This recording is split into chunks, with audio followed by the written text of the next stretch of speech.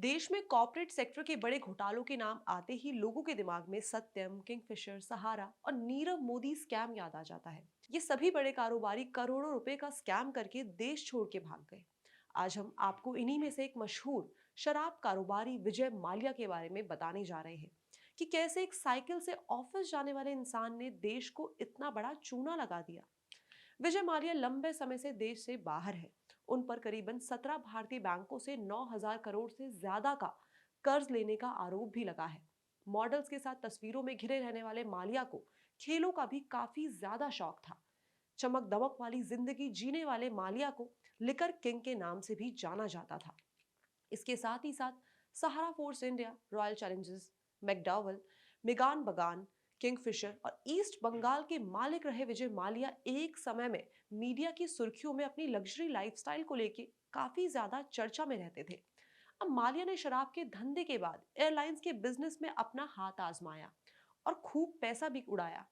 अब कहा जाता है कि बस यहीं से उनकी डाउनफॉल की शुरुआत हो गई। माल्या का जन्म कोलकाता में हुआ था। उनके पिता विट्ठल माल्या देश के जाने माने बिजनेसमैन थे।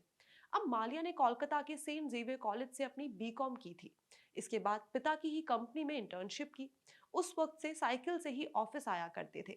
1983 में पिता की मौत के बाद उन्हें सिर्फ 28 साल की उम्र में यूबी ग्रुप को संभालना पड़ा। अपनी उपलब्धियों के बावजूद विजय माल्या किंगफिशर के डाउनफॉल और उसके बाद हुए घोटालों के लिए इनफेमसली फेमस है। किंगफिशर एयरलाइन से जुड़ा स्कैम काफी ज्यादा वेल नोन है।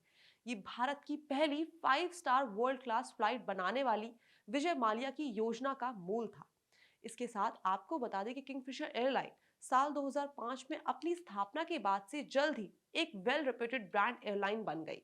2006 में ये सब freshly furnished planes, charming airline staff और साथ ही साथ डिलिशियस क्यूजीन के कारण था। इसके अलावा किंगफिशर ने फर्स्ट क्लास कस्टमर्स को फ्लाइट में कॉम्प्लीमेंट्री वाइन भी देना शुरू कर दिया। बावजूद इसके कि उस टाइम में इंडिया के अंदर डोमेस्टिक एयरक्राफ्ट के अंदर लिकर सर्व करना प्रोहिबिटेड था। इन फैक्टर्स के साथ किंगफिशर को लेजर ट्रैवलर्स और अदर प्रिविलेज ट्रैवलर्स के लिए पसंदीदा एयरलाइन के रूप में स्टैब्लिश किया गया। विजय माल्या किंगफिशर एयरलाइन के थ्रू इंडियन लिमिट के अंदर प्रोवाइड की गई सर्विसेज से काफी ज्यादा असंतुष्ट थे।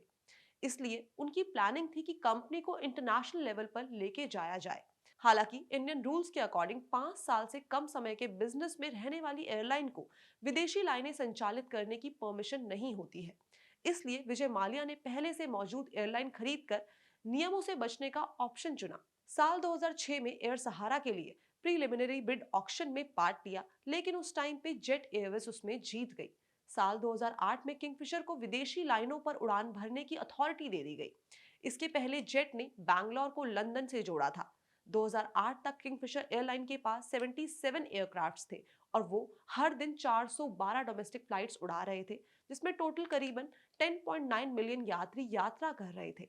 किंगफिशर एयरलाइन साल 2009 में 22.9% के साथ भारत में टॉप मार्केट लीडिंग प्लेयर बन गई। But what exactly has become faulty, ये बात सोचने वाली है। सबसे पहला पॉइंटर आता है उनका बिजनेस मॉडल। उनके बिजनेस मॉडल फ्लॉस थे। फोरसाइट में कमी से किंगफिशर एयरलाइन के पीछे पहला फैक्टर था। ग्रुप की शुरुआत एक सस्ती यात्रा से हुई थी, जो बाद में प्रीमियम लेवल के ऑप्शन तक अपग्रेड हो गई, जिसके बाद वो पुअर कैरियर बन गए। इसके बाद जो सेकंड पॉइंट आता है वो आता है अनप्रोडक्टिव गवर्नेंस। इसके साथ ही साथ विजय माल्या का एविएशन इंडस्ट्री में शामिल होना किंगफिशर एयरलाइन के लिए एक और डिजास्टर था। किंगफिशर में कोई भी परमानेंट सीईओ और एमडी नहीं था। ये था इसका दूसरा फैक्टर। और थर्ड आता है डाउनटर्न ऑफ 2008। किंगफिशर एयरलाइंस का दिवालिया पर्सनल और साथ ही साथ बिजनेस रिलेटेड इश्यूज के कारण हुआ था। किंगफिशर एयरलाइन का दूसरा कारण डिफॉल्ट 2008 की आर्थिक मंदी थी, जिसने कंपनी के डाउनफॉल में काफी बड़ा योगदान दिया। और नेक्स्ट पॉइंट आता है एक्सेसिव सर्विस एक्सपेंस।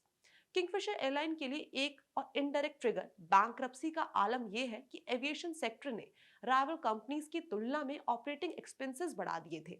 अब इन सब चीजों के चलते विजय माल्या ने बैंक से लोन लेना शुरू कर दिया था। और कहा जाता है कि उस टाइम विजय माल्या अपनी दूसरी कंपनीज के थ्रू लोन लिया करते थे, जो उनकी बाकी की कंपनी है, और लोन के लिए हुए पैसे का यूटिलाइजेशन किंगफिशर की एयरलाइन में करते थे। धीरे धीरे करके ये लोन बढ़ने लगा। और आपको बता दें कि विजय माल्या ने 17 बैंकों से 9,000 करोड़ रुपए का कर्ज लिया है।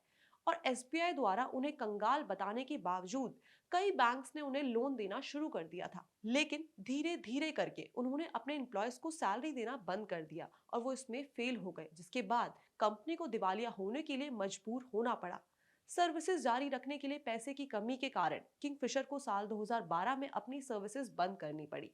इसके बाद आपको बता दें कि बैंकों ने अब तक अपना काफी सारा पैसा रिकवर कर लिया है। बैंकों का कंसोर्टियम 2 बार माल्या के शेयर बेच चुका है। एक बार उन्होंने करीबन 5,824.50 करोड़ रुपीस मिले थे। दूसरी बार उन्हें 1,357 करोड़ रुपीस मिले। इस तरह विजय माल्या को कर्ज देने वाले बैंकों ने अपना 81% रिकवर कर लिया है। अब सिर्फ 19% यानी कि लगभग 2,700 करोड़ रुपए की वसूली बाकी है। तो ये थी विजय माल्या की कहानी।